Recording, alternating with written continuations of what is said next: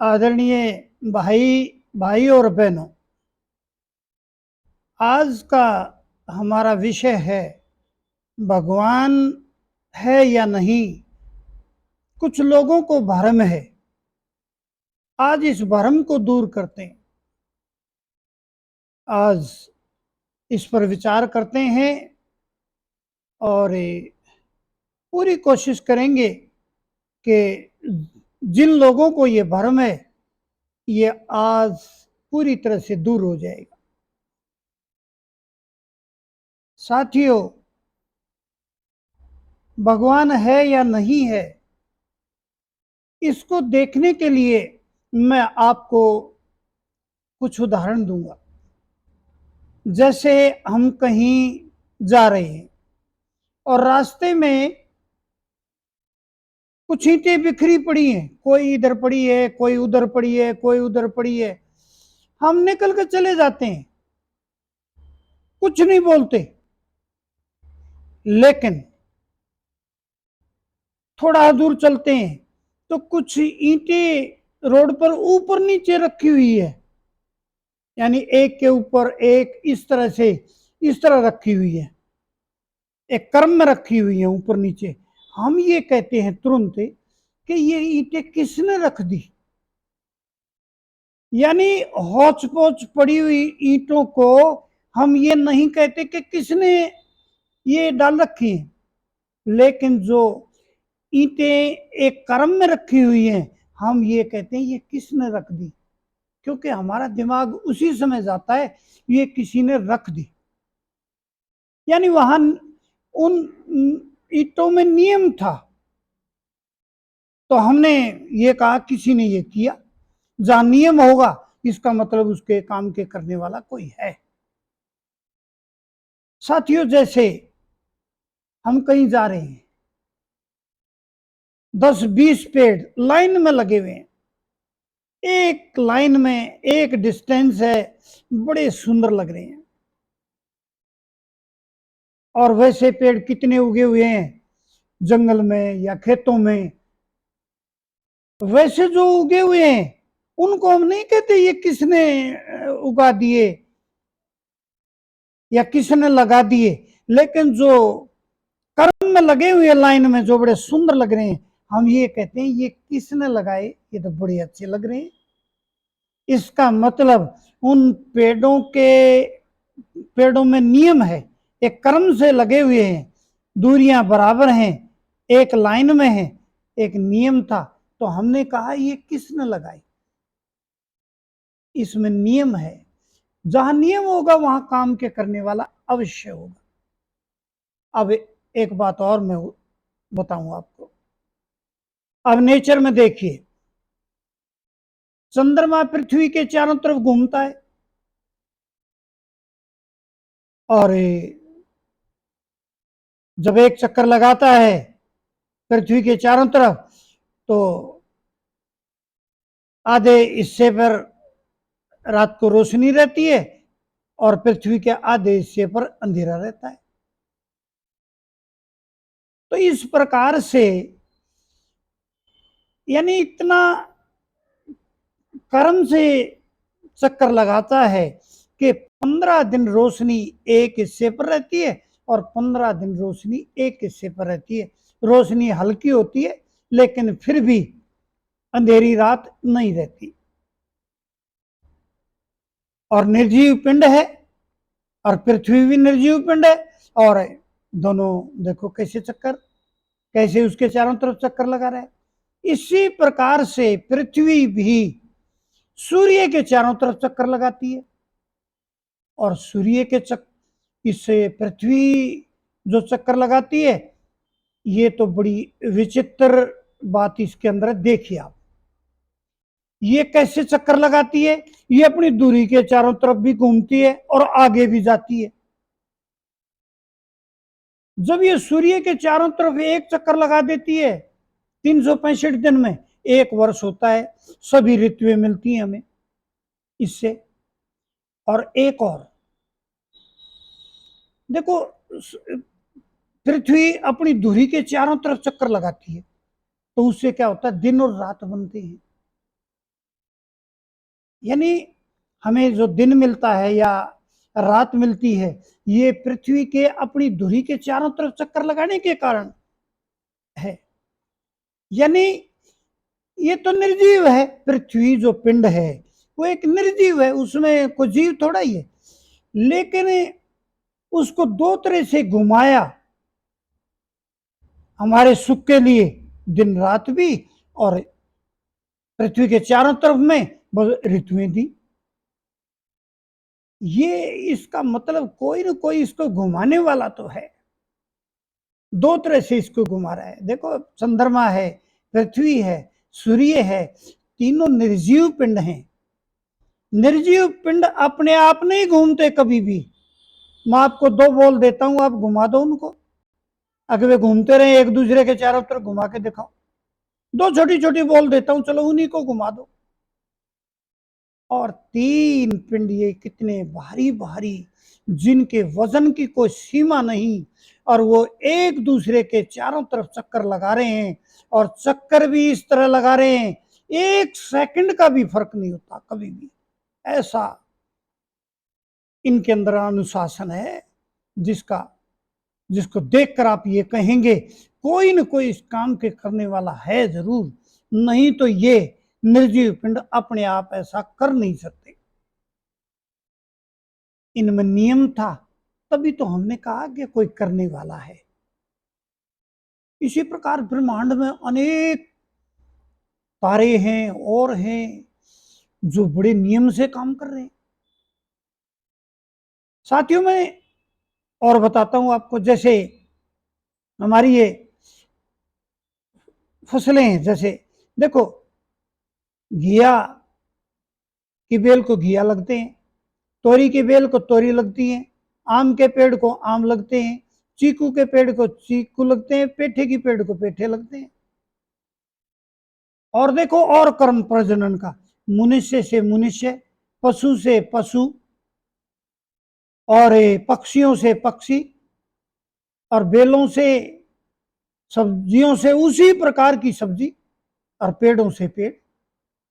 घिया का बीज बोओगे, घिया ही उगेगा, तोरी का पेड़ नहीं उगेगा उससे।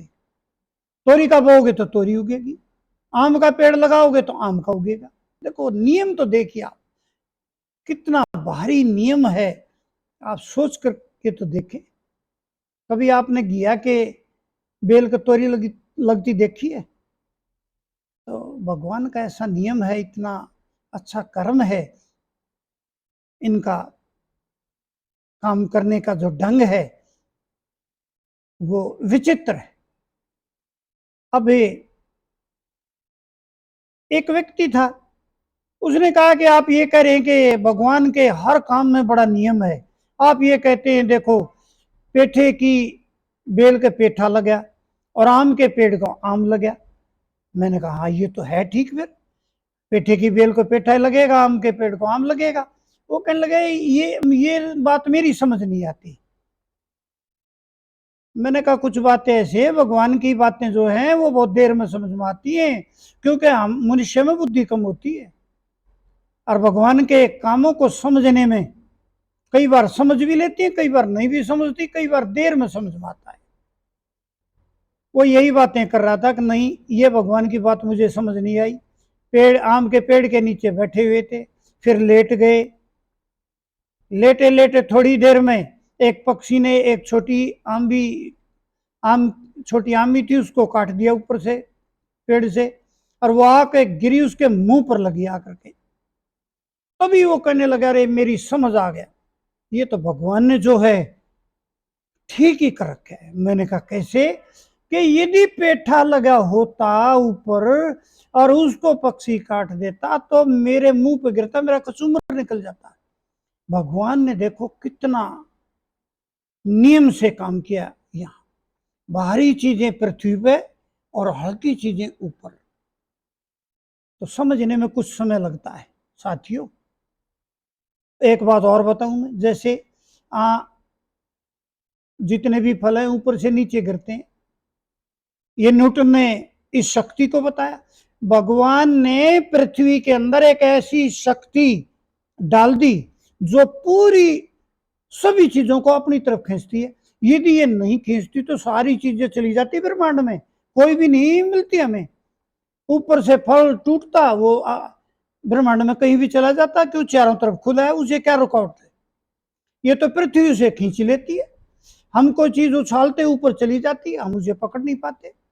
ये बड़ा विचित्र काम हो जाता, कोई भी चीज हाथ नहीं लगती, सब ब्रह्मांड में चली जाती। तो भगवान ने देखो ये कितना बढ़िया किया, पृथ्वी में वो शक्ति डाल दी कि सारी चीजों को अपनी तरफ खींच लो, और ये सारी चीजें यही रहे और मनुष्यों के काम आए, पशु पक्षियों के काम आए। तो ये देखो कितनी अच्छी बात, ये न्यूटन ने इस शक्ति का पता लगाया। तो साथियों, कितनी यानी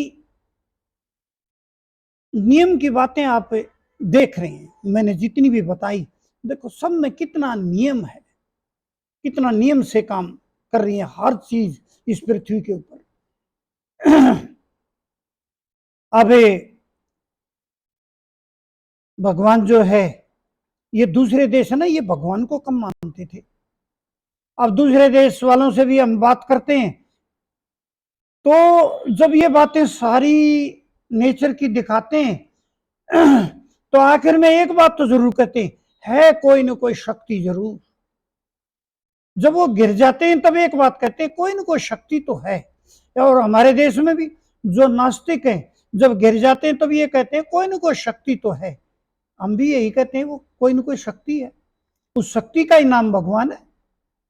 हम भगवान कहते हैं, परमात्मा कहते हैं, भाई मुसलमानों में इसे अल्लाह कहते हैं, खुदा कहते हैं, सिखों में इसे वाहेगुरु कहते हैं, ईसाई इसे गॉड कहते हैं। नाम अलग अलग हैं, बाकी शक्ति तो वही है जो काम कर रही है संसार में, उसी को भगवान कहते हैं।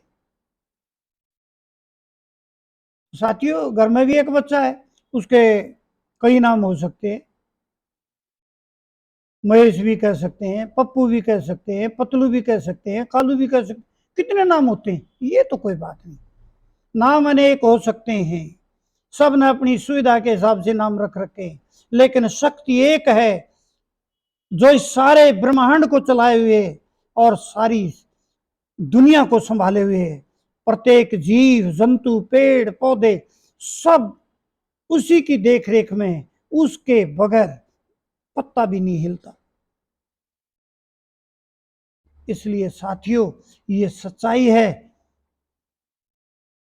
कोई शक्ति है और उसी शक्ति को हम भगवान कहते हैं, और इसे कोई भी मना नहीं कर सकता कि भगवान नहीं है। दूसरे देश भी अब सब मानने लगे, कोई न कोई शक्ति है और उसे हम भगवान कहते हैं, वो गॉड कह देते हैं, बस इतनी ही बात है। तो एक जो ये शक्ति है, हम इसी को भगवान कहते हैं। जो जिनको भ्रम था वो बस इतना समझ ले कि एक शक्ति है जो सारे ब्रह्मांड को चलाए हुए, उसे भगवान कहते हैं। तो मैं समझता हूं उन लोगों का भ्रम कुछ दूर हो गया होगा। और साथियों, यदि अब भी भ्रम दूर नहीं हुआ तो फिर तो जो है बहुत मुश्किल है किसी को समझाना। इतने अच्छे उदाहरणों से और इतने अच्छे नियमों से जो संसार, ये प्रकृति चल रही है, प्रत्येक चीज इस पृथ्वी पर काम कर रही है, और इसमें जितने ब्रह्मांड में भी जितनी जो हमारे निर्जीव चीजें हैं हमारे लिए काम कर रही हैं, आखिर उनका कोई करने वाला तो है, उनसे काम करवाने वाला तो है। तो ये बात मैंने बड़ी विस्तार से आपको बता दी कि इस पूरी पृथ्वी पर, पूरे ब्रह्मांड में जितने भी कार्य हो रहे हैं उनमें सब में एक नियम है, और जहां नियम होता है उसके काम के करने वाला भी होता है, और उस काम के करने वाले को या उस शक्ति को जो काम कर रही है, हम उसी को भगवान कहते हैं। और अब भी किसी की समझ नहीं आया कि भगवान है या नहीं है, तो वो तो फिर मूर्ख है। वो व्यक्ति ना समझ है तो उसको कोई नहीं समझा सकता। तो इसलिए साथियों, मैंने ये पूरी कोशिश की अपने इस टॉपिक में, भगवान है या नहीं, और ये मैं ऐसा समझता हूं, ये सिद्ध हो गया कि भगवान 100% है। हमें मानना चाहिए और उसे जानना भी चाहिए और उसके अकॉर्डिंग काम करना भी चाहिए, तभी हमारा भला हो सकता है, तभी हम सुखी रह सकते हैं। मैं आखिर में एक बात कहना चाहूंगा, इस वीडियो को देखें, बड़े ध्यान से सुने और अपने जीवन को, अपने आप को आस्तिक बनाएं और भगवान के प्रति श्रद्धा बनाएं, प्रेम बनाएं। और मेरे इस वीडियो को सब्सक्राइब भी जरूर कर दें। मैं आपका बहुत बहुत आभारी हूँगा। धन्यवाद।